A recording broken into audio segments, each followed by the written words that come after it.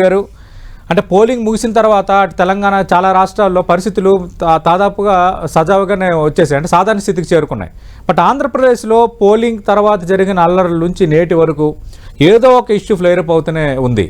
Already నిన్న మీ మంత్రి బొత్స సత్యనారాయణ చేసిన కామెంట్స్కి ఈరోజు తెలుగుదేశం పార్టీ నేతలు 3-4 మీడియా సమావేశాలు పెట్టి కౌంటర్ ఇచ్చిన అంశం ఒకటి. అందులోనూ మీ మాచర్ల శాసనసభ్యుడు పిన్నెల్లి రామకృష్ణారెడ్డి ఈవీఎంలు పగలగొడుతున్నట్టుగా బయటకు వచ్చిన వీడియో, దాని మీద సీఈఓ రెస్పాండ్ అవ్వడం, కేంద్ర సీఏసీ వివరణ కోరటం, ఇదంతా దానిపైన డీజీపీని కలవడానికి తెలుగుదేశం పార్టీ నేతలు వెళ్ళడానికి సిద్ధమవడం, అసలు ఏం జరుగుతుంది ఏపీలో? సార్ నమస్కారం. సతీష్ గారు, మీకు విద్యాసాగర్ గారికి అలాగే టెంటివ్ ప్రేక్షకులందరూ నమస్కారం. నమస్తే అండి. సార్, ఎలక్షన్ అయిన తర్వాత అంటే ఎలక్షన్ సందర్భంగా ఏదైతే 13వ తేదీన పోలింగ్ సందర్భంగా అటు రాయలసీమలో కానీ, ఒక దగ్గర చంద్రగిరి తిరుపతి కానీ, లేకపోతే ముఖ్యంగా ఇక్కడ మాచర్ల కానీ, ఈ సంఘటనల వెనక కొంత నేపథ్యం ఉంది. ముఖ్యంగా పిన్నెల్లి రామకృష్ణారెడ్డి గారి వ్యవహారానికి రాబోయే ముందు నేను ఒక మాట చెప్పదలుచుకున్నా. చాలా మందికి తెలియని వాస్తవాలు, ముఖ్యంగా చంద్రగిరి గురించి. చంద్రగిరిలో ఒక కార్యకర్తను కొడుతున్నారని తెలిసి ఎమ్మెల్యే అభ్యర్థిగా ఉన్న చెవిరెడ్డి మోహిత్ రెడ్డి అక్కడికి దాన్ని ఆపడం కోసం కొంతమంది నలుగురు ఐదుగురు అనుచరులతోనే ఒక కారులో వెళ్ళడం, హఠాత్తుగా తెలిసిన పరిణామంతో ఎక్కువ మంది కాకుండా కొంతమందితో వెళ్ళిన సందర్భంలో అతని కారును అడ్డుకోవడం జరిగింది. అతని కారును అడ్డుకోవడంతో పాటు ఎవరైతే కార్యకర్తను కొట్టారో ఆ కార్యకర్త యొక్క ఇంటిని తగలబెట్టి పూర్తిగా బూడిదైపోయే వరకు, కనీసం ఫైర్ ఇంజిన్ వస్తుంటే కూడా ఆ ఫైర్ ఇంజిన్ అడ్డగించి విస్తృతంగా ఆ మూకల దాడి ఏంటంటే ఆ ఫైర్ ఇంజిన్ అడ్డగించి ఆ ఇల్లు సంపూర్ణంగా దహనం అయిపోయే విధంగా ఏదైతే చేశారో చెవిరెడ్డి మోహిత్ రెడ్డి గారి కారును కూడా తగలబెట్టడం జరిగింది. వీలైనంత వరకు మేము దాన్ని ఎక్కువ ఇష్యూ చేయకుండానే కాపాడాం. కానీ దాని తర్వాత మోహిత్ రెడ్డి ఆయన తమ్ముడైన హర్షిత్ రెడ్డిని కూడా దాదాపుగా మ్యాన్ హ్యాండిల్ చేసిన విధంగా ఏదైతే ప్రవర్తన జరిగిందో, దాదాపుగా కొంత దూరం తోటలో దాకా తీసుకుపోవడం జరిగిందో, ఆ ఘర్షణ, ఆ అబ్డక్టింగ్ అంటే క్యాండిడేట్ ని అబ్డక్ట్ చేసేంత తీవ్రంగా, అసలుకి వాళ్ళకి అంత శక్తి లేకపోయినా ముందుగా వేసుకున్న ప్లాన్ ప్రకారం చంద్రగిరి లాంటి నియోజకవర్గంలో కూడా పులివర్తి నాని ఏదైతే చేయించాడో దాన్ని చేయించిన తర్వాత 24 గంటల తర్వాత రిటాలియేషన్ జరిగింది. సో 24 గంటలకు ముందు జరిగిన దానికి తిరుపతి ఎస్పీ గారి సహకారం ఉందనేది ప్రాథమికంగా ఎంక్వైరీలో తేలుతోంది. ఆ పేరు కూడా బహుశా దాంట్లో ఉంది, సబ్జెక్ట్ టు కరెక్షన్. ఖచ్చితంగా కూడా ఆ విధంగా పోలీసుల్ని కొంతమందిని అనుకూలమై ఉండే వాళ్ళని పురంధేశ్వర్ గారు చెప్పారనో మరెవరినైనా చెప్పారనో మరి వాళ్ళని నియమించే విధంగా ఎలక్షన్ కమిషన్ సహకరించిందనేది మా అనుమానం. అలా కాకుంటే అక్కడ కేతిరెడ్డి పెద్దారెడ్డి ఇంట్లో సీసీ కెమెరాల ధ్వంసం చూసాం. సార్, అభ్యర్థి ఇంట్లో సీసీ కెమెరాలు పోలీసులు ధ్వంసం చేయడం ఏంటి సార్? పోలీసులు ధ్వంసం చేశారంటేనే అక్కడ పోలీసు అధికారులు వాళ్ళ కొమ్ము కాశారు. లేకపోతే ఎప్పటి నుంచో ఫ్యాక్షన్ గ్రామంగా ఉన్న ఫ్యాక్షన్ ఏరియాగా ఉన్న తాడిపత్రి గురించి కూడా మనకు తెలుసు.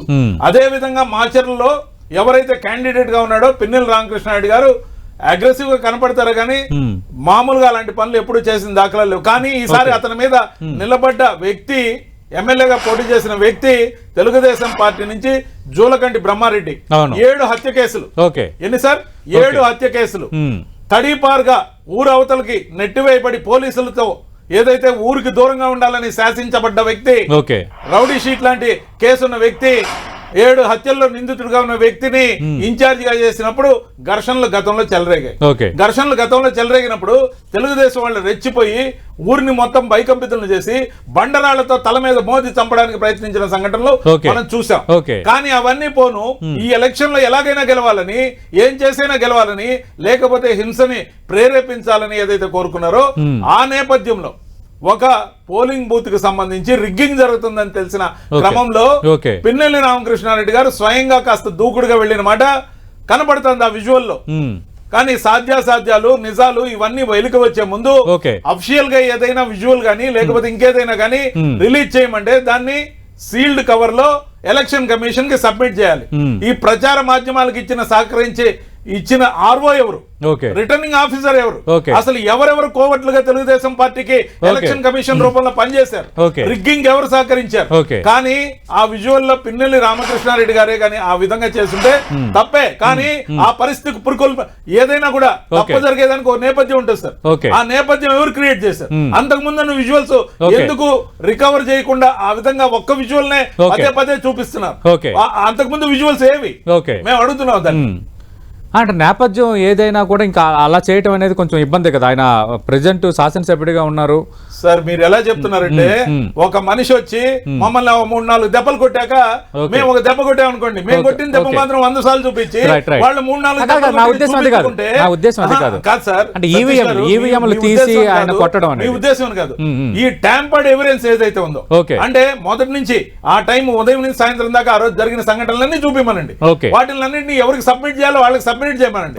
ఆ ఎల్లో మీడియాకి మాత్రమే ఆ ఒక్క విజువలే మేము కొట్టిన ఒక దెబ్బ లేకపోతే మేము తీసుకున్న విజయసాగర్ గారు రివర్స్ అటాక్ ఏదైతే ఉంటుందో ఆ రిటాలియేషన్ మాత్రమే చూపిస్తూ ప్రాథమికంగా ముందు చూపించింది విజయసాగర్ గారు విచిత్రమైన వైఖరి. అసలు మీరు టీడీపీ మీద ఆరోపణలు చేశారు, ఈసీ కొల్యూడైంది అన్నారు, కానీ ఇప్పుడు బయటపడుతున్నవి ఏంటి? ఇది టీడీపీ అడుగుతున్న ప్రశ్న. Visual proofs. విజువల్ ప్రూఫ్స్ అంటే ఏదైనా విజువల్ ప్రూఫ్ దొరికితే దానికి ప్రామాణికత ఎక్కువ, ఖచ్చితంగా ఎక్కువే. కానీ నేను ఒకటే అడుగుతున్నా, కేతిరెడ్డి పెద్దారెడ్డి ఇంట్లో ఏదైతే సీసీ కెమెరాలు ఉన్నాయో పోలీసులు లాఠీ కర్రలు పెట్టి పగలగొట్టిన విజువల్స్ బయట వచ్చాయా లేదా? ఏం చర్యలు తీసుకుంది ఎలక్షన్ కమిషన్? ఎందుకు తీసుకోలేదు? అంటే సిటీ ఎంక్వైరీలో నేను అడుగుతున్నా,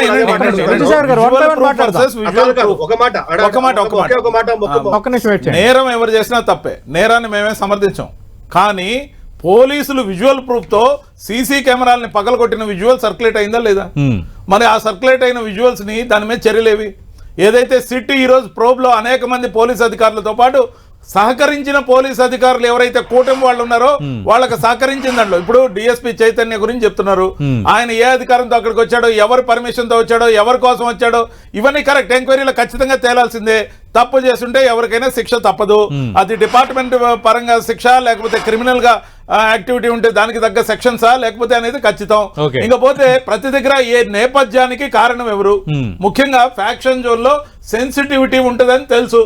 సెన్సిటివ్ ఏరియాగా ఎప్పటి నుంచో తాడిపత్రి, మాచర్ల, గురజాల లేకపోతే కొన్ని ఏరియాలు ముఖ్యంగా చంద్రగిరి, పొంగనూరు ఏరియాలో కూడా ఈ విధమైన అరాచకాలు జరిగే అవకాశాలు ఉన్నాయని మొదటి నుంచి ఏదైతే అనుకున్నారో, కుప్పంలో అనుకున్నారో, ఈ విధంగా అనేక దగ్గరలో అనుకున్న దగ్గరలంతా ఎక్స్ట్రా ఫోర్స్ ని ఎందుకు పెట్టాలా? ఎవరు పెట్టాలి? పోలీసు యొక్క డీజీపీని మార్చింది ఎవరు?